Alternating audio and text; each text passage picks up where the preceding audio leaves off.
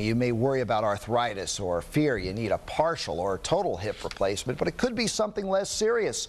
ABC 2 News health reporter Kelly Swoop tells us about a procedure that's less invasive but does the trick to relieve hip pain.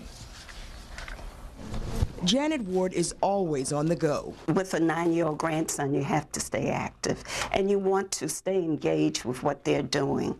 And he wants to go to basketball games, and you want to be there to support him. When she developed rheumatoid arthritis, a disease that can be crippling, she wasn't going to let it stop her. And I knew that it was something better out there. I know you don't have to walk around feeling that you're in pain all the time. Janet's been coming to Dr. Alan Baer for more than a decade.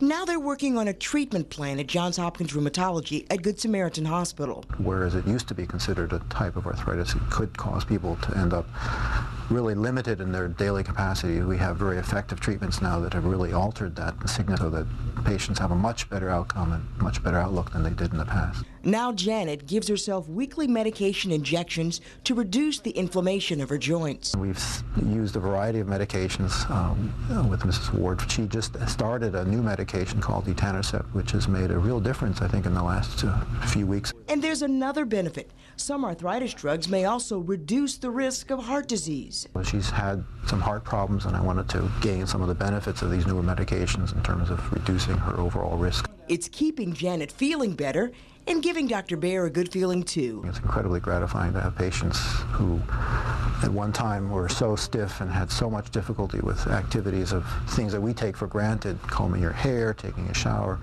and then they start these medications and they're so much better. They actually give you a hug in the examining room. It's such a nice feeling. Kelly Swoop, to your house.